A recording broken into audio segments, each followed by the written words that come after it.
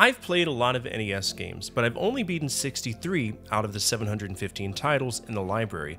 It goes without saying, but collecting video games nowadays can be a mixed bag of luck and financial acuity.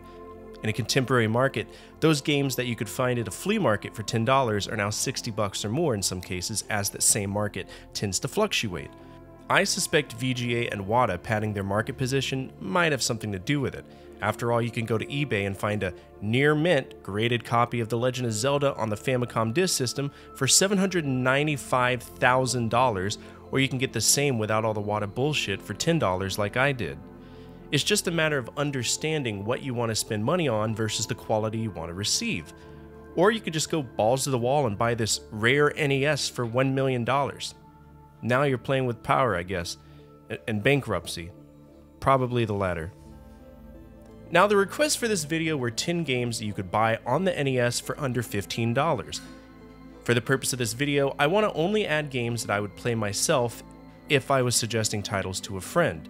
Before we start, I do want to point out that I made a Retro Masterclass episode about this topic. The first video was Collecting 101, and it covers the who, what, when, where, and why of collecting these older games. I suggest taking a look at it if you wish to build your library.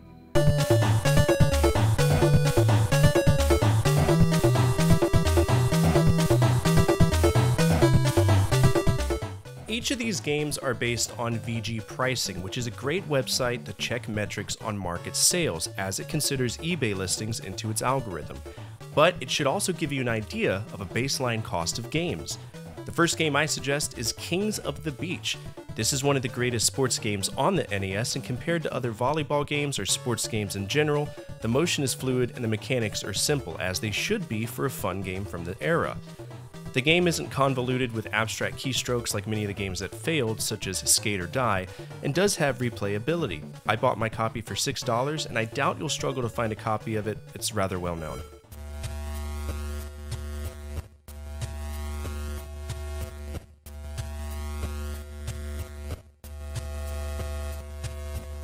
This game isn't particularly fun, but it is clever. When you're talking about cheap games, you're going to realize that there is a reason why these games are so cheap. In a best case scenario, they're cheap because there were tons of physical releases of the game. On the other hand, they might be cheap because they absolutely blow. Solar Jetman is not in my substitute as a frisbee for my dog category, but it is boring to me, but that doesn't mean it would be boring to you. Heck, you might even like it. In the game, we play as the Jetman, who has to gather all of the pieces of his golden warship.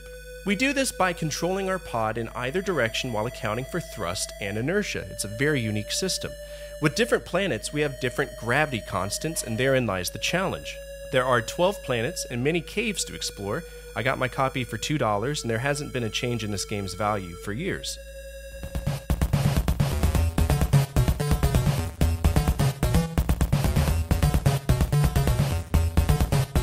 Another entry on the best sports games on the NES, Track and Field 2 is genuinely a fun time. One of the things I didn't mention in my earlier video is that you actually go through all of the Olympic events in a pseudo storyline basis. As soon as you start the game, you board a plane and go through the multiple days of the Olympic Games. Graphically, I was impressed by this game, and the amount of Olympic titles that you get in comparison to Track and Field 1 was phenomenal, roughly 15 each with varying levels of difficulty, and some of which are exclusive to the NES port. I bought my copy for $3, but I'm sure you could find cheaper options if you don't mind damaged labels.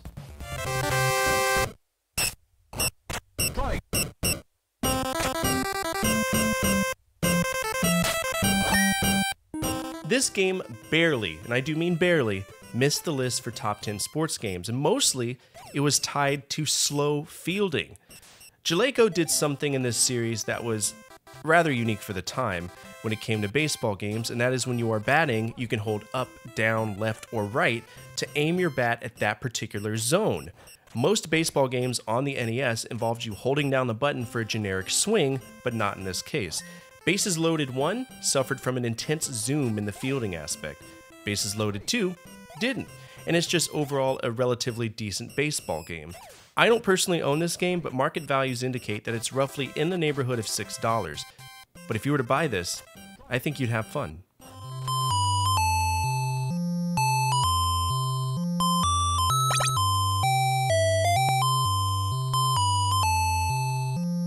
This is going to make people's minds turn into physical soup. By even hearing the theme song, your brain is going to turn into a can of Campbell's Cream of Brain, and I can understand why.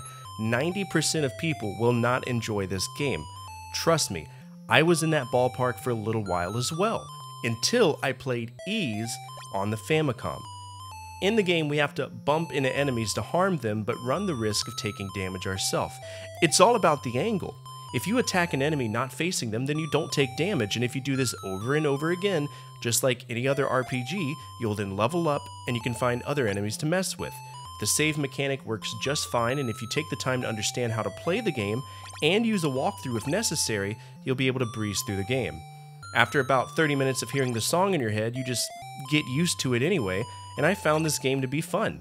I rated it a F the first time I played it, but after understanding the mechanics, I rated it a B. I feel that many people give this game a hard time, but for $3, you can't go wrong.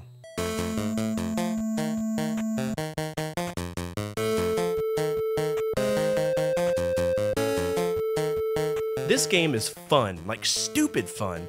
It started as an arcade title, but it was eventually ported to the NES. In the game, we drive a car similar to Hang On or other racing games at the time, but this time we can shoot enemies out of the way. There was even an entire competition tied to it. If you game over, you're told to submit your score to Atari. I'm assuming that you won a prize or something, probably a t-shirt of Nolan Bushnell smiling. For all the games out there Mindscape and Beam Software messed up, this one was an odd exclusion from that silver platter of sadness. Road Blasters is incredibly fun, and for an arcade conversion, it's worth being on your shelf. It can be for roughly $7. I noticed that a vast majority of my viewers aren't subscribers. It would really help me out in my dream to share gaming with the world if you hit that subscribe button. I would love to have you as part of my journey into exploring the history of retro gaming.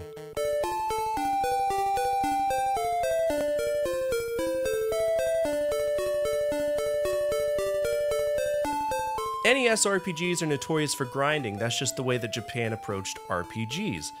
Many of these titles were based on character growth models of Ultima or Wizardry. In the case of Dragon Warrior, known as Dragon Quest in Japan, at least until 2005, you're going to grind a lot more than you would in later entries, but it's a fun, veg-out RPG that doesn't hold your hand.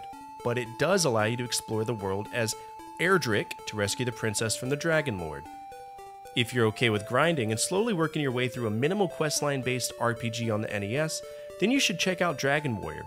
After all, that franchise is still going strong, and I've learned to appreciate newer releases by checking out some of the original games in a franchise. Dragon Warrior will cost you roughly $10, but it might be higher if you go to a physical game store due to the markup prices.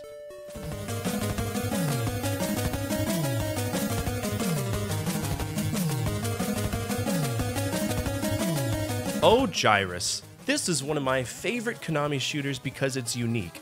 Think of Tempest, but without the weird wireframe limitations. In Gyrus, we just rotate around a central axis and shoot enemies that work their way to the central point and then back to you. Fun fact, this game was designed by Yoshiki Okamoto, and after he completed Gyrus, he was fired by Konami, where he went to Capcom and proceeded to produce Street Fighter II. Oh, yikes! Looks like Konami's always had a history of firing people who make things that could benefit them. Hideo Kojima. Oh, sorry. Had something successful in my throat. Had to cough it out. Now, the game might look easy, but it does get difficult rather quickly. It's part of Konami's early titles on the NES, and it won't hold your hand, but it is good, clean fun. And I'm all about that life, especially if it's something I can play with my kids. On average, Gyrus costs roughly $7.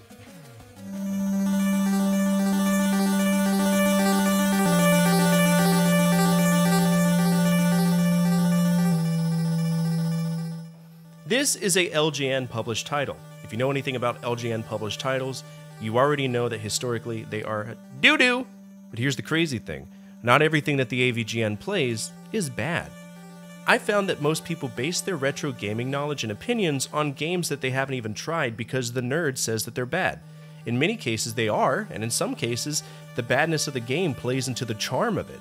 The nerd is a character, and in the case of Jaws, I found a fun game that I could play with my kids all the time. You simply need to know how to play it. In the game, we play as a diver who needs to rid Amity Island of Jaws once and for all. we traveled to areas to collect shells, crabs, and stars to update our equipment and prepare us for the final fight with Jaws. This game is very loosely, and I do mean very loosely, based on the events of Jaws the Revenge, but I do challenge you to play it because you might end up liking it. Jaws can be purchased for roughly $6 to $12 depending on the seller.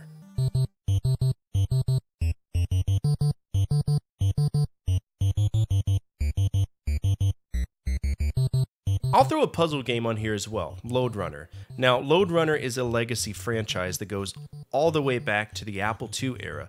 I personally played the N64 version and I hated it as a kid, so going into Lode Runner on the NES, I was kind of worried that I would experience the same frustration, but shockingly, I didn't. In Lode Runner on the NES, you only have 50 stages and you can just freely practice over and over again trying to beat a level. It's very rudimentary, but it is fun. The basic principle is that you can destroy blocks in a certain way to get what you need. However, there are two elements that work against you. The first are the guards that are constantly chasing you, and in every version of Lode Runner I've ever played, these guards are coded excellently, but not so excellent that they can't be abused or confused. Secondly, those blocks you bust, they do come back. That being said, you can trap the guards in boxes as they are respawning, and it's a game that blends strategy and survival. I was pleasantly surprised that it played as well as it did. For about $8, this game can be yours. And there you have it, 10 games that are cheap, still fun. Figured I'd avoid the bad ones like Mickey's Safari and Letterland or 10 Yard Fight, and instead offer you something with substance you can add to your library you're slowly creating. I hope that these games inspire you to continue your retro collecting journey as they did mine 6 years ago. What games do you suggest? Feel free to discuss it down below. Who knows, maybe you'll shape someone else's collection strategy or offer the ideas the same way that I did. If you like what you saw today, feel free to hit that subscribe button and make sure to click the like button as well. YouTube is absolutely horny for thumbs up. Don't ask me why. It's just how it works. As always, from my family to your family, good energy, good vibes, Fortifier out.